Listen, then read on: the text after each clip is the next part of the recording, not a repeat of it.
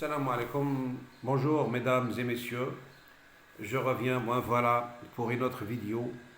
J'espère que vous allez un petit peu euh, saisir ce que je voulais un petit peu vous proposer comme thèse et comme explication, surtout dans ce qui nous entoure dans cette existence, tout ce qui nous concerne directement ou indirectement, donc sur notre vie, donc cette vie existentielle.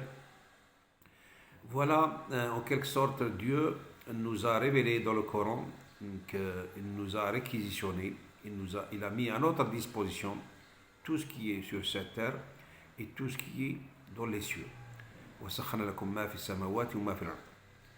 Donc Dieu il nous a un petit peu réquisitionné tout ce qui est dans cet univers. À votre avis, si nous réquisitionnons quelque chose qu'on ne peut pas y profiter, tel que les étoiles, les globes terrestres, les corps célestes, tout ça, il suffit de regarder tout simplement dans la nuit. Et c'est ça cette réquisition, cette mise à notre disposition. Non, messieurs, il y a d'autres explications, il y a d'autres intérêts plus profonds et plus poussés dans ce profit de ce qui nous a un petit peu créé dans cet univers.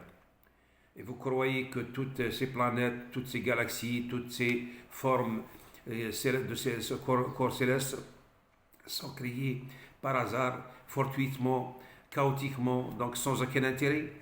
Non, messieurs. Il nous a créés. Donc, sorte Talaq, sorte le verset sur le sorte Talaq, le divorce.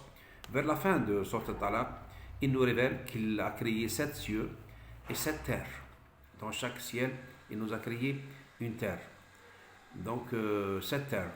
Et la preuve, ce que nous recevons toujours des visites de certains extraterrestres qui nous rendent visite. Il y a plusieurs formes d'individus qui nous rendent visite pour un intérêt bien particulier. Leur déplacement est différent de le nôtre parce que les lois de la nature physique actuelle au niveau de la Terre sont limitées. La loi physique universelle, ici, elle est limitée. Mais eux, ces créatures, il nous a créé ce que nous ne connaissons pas, ce que nous ne savons pas. Il les a créés. Donc le Coran, il dit voilà,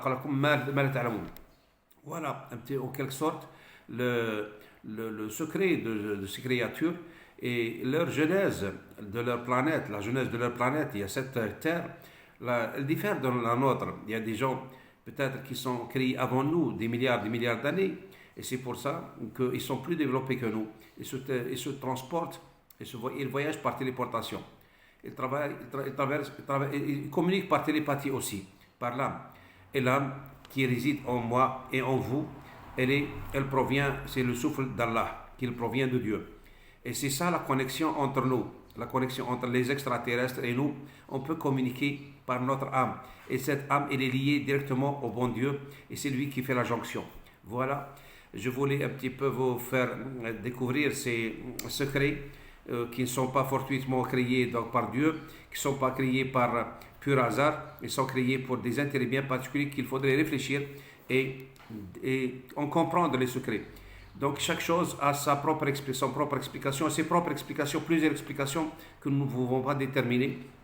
Et vous pensez que la rotation de la Terre, donc et la Lune, etc., sont un petit peu fortuitement, donc sont soumis à des forces que Dieu a bien voulu les adapter à notre existence. Voilà, je vous remercie et restez à l'écoute. Restez, donc il y aura d'autres révélations, Inch'Allah.